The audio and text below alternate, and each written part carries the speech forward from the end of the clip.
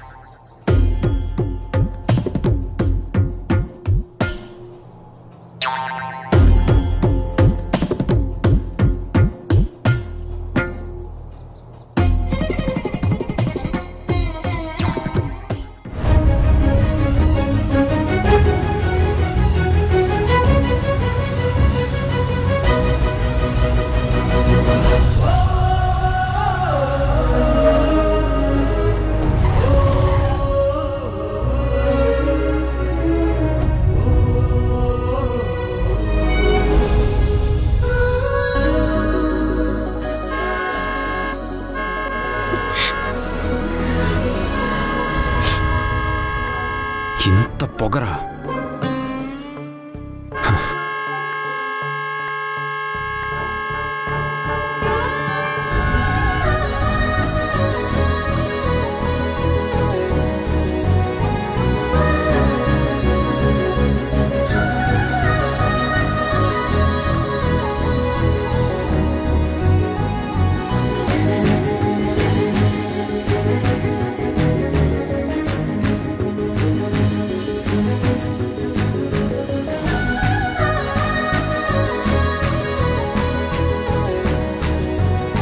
చూడండి, వాళ్ళెవరు, ఇక్కడికి ఎందుకు వచ్చారు అని మిమ్మల్ని పిచ్చి ప్రశ్నలు అడగను. ఎంత తిట్టుకున్నా కొట్టుకున్నా నాకు తెలిసిన అమ్మాయి ఆపదలో ఉందని అనిపిస్తే నాకే పాపం అనిపించిందండి. అయినా మీరేంటండి ఊర్లో అందరితో గొడవపడి ప్రాణాల మీదకి తెచ్చుకుంటున్నారు?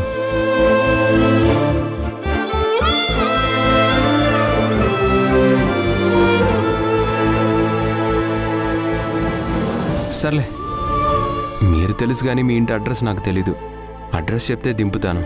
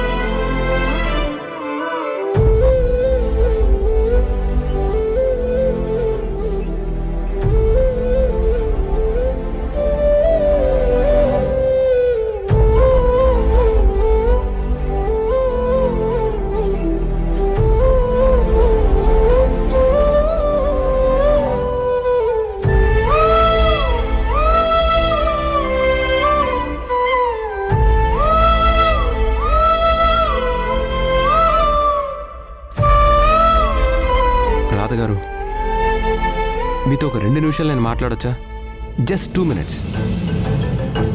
ఇందాకటి దాని గురించి మీతో నేనేం మాట్లాడను, ప్లీజ్. ఎప్పుడు అల్లరి చిల్లరిగా మాట్లాడే ఈ మనోహర్ గడు మాట్లాడితే నేను వినాలా అని మీరు అనుకోవచ్చు.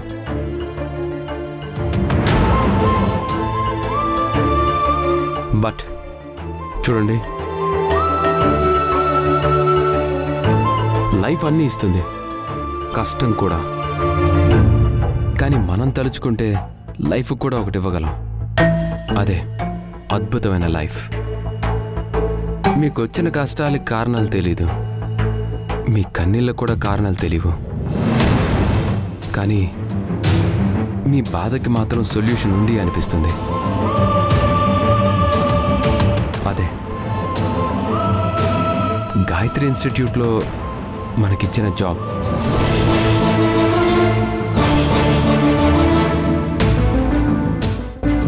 అదృష్టమో దురదృష్టమో ఇద్దరం కష్టాల్లోనే ఉన్నాం, కష్టాల్లోనే కలిసాం. మిమ్మల్ని నాతో కలిసి మంగళగిరి రమ్మని మిమ్మల్ని అడగట్లేదు. ప్రస్తుతానికి మన ఇద్దరి కష్టాలకి ఆ జాబ్ ఒక్కటే దారని అడుగుతున్నాను.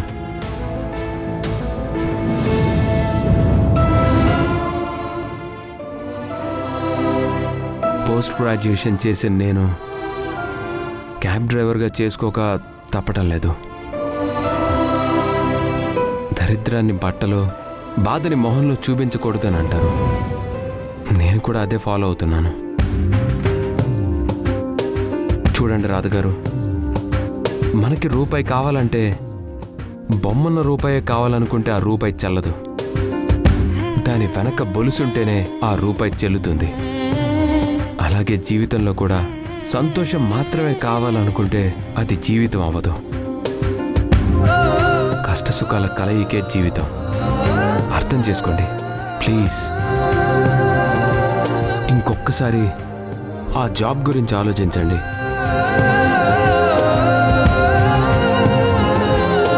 మీకు కష్టం వచ్చిందని కన్విన్స్ చేయటం లేదు.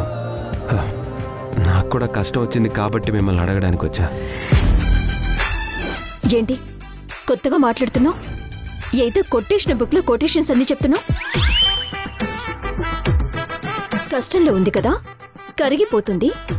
హ్యాపీగా సూపర్ అమ్మాయి, సూపర్ జాబ్ కొట్టేద్దాం అనుకుంటున్నావేమో.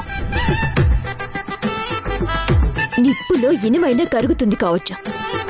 ఈ రాధ ఎన్ని కష్టాలు వచ్చినా కరిగిపోని వజ్రంలా ఉంటుంది. డబ్బుల కోసం ఎలా పడితే అలా నడుచుకునే అమ్మాయిని మాత్రం కాదు.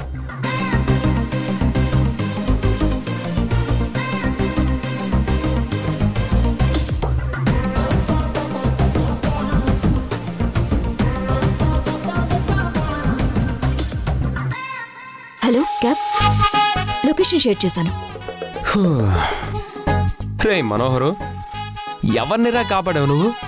నీ శత్రువును కూడా కాపాడిన అజాత శత్రువురా నువ్వు. రేటహ నువ్వు మారదిది.